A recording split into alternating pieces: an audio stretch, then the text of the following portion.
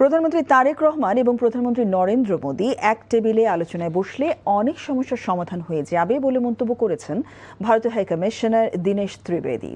রোববার ভারতীয় ভিসা আবেদন কেন্দ্রে শিশুদের জন্য খেলার জায়গার উদ্বোধন অনুষ্ঠানে কথা বলেন হাইকমিশনার।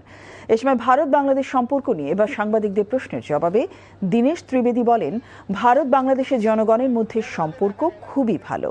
এই সম্পর্ক সরকারি পর্যায়ে বজায় রাখতে হবে। বাংলাদেশিদের জন্য ভারতীয় ভিসা পুনরায় চালু করার পর প্রত্যাশার চেয়ে বেশি আবেদন পাওয়া যাচ্ছে বলে জানান হাইকমিশনার। দালালদের কারণে ভিসার খরচ বৃদ্ধির অভিযোগ প্রসঙ্গে তিনি বলেন, সাধারণে ভিসা প্রাপ্তিতে খরচ কমানো, আরও ভিসা সেন্টার এবং কম সময় ভিসা দেওয়ার সক্ষমতা বাড়ানো হবে। সবচেয়ে আগে সবাইকে প্রধানমন্ত্রী বাংলাদেশের we all respect him a lot. আমি ওনার বক্তব্য শুনেছি অনেকবার, and he talks from his heart. এটা আমি দেখেছি।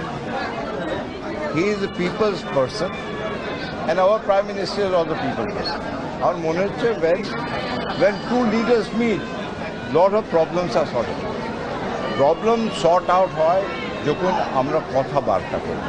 আর আমার তো পুরো কনফিডেন্স আছে যে মানুষ এক আছে আর ওর সলিউশনটা হবে আর হবে।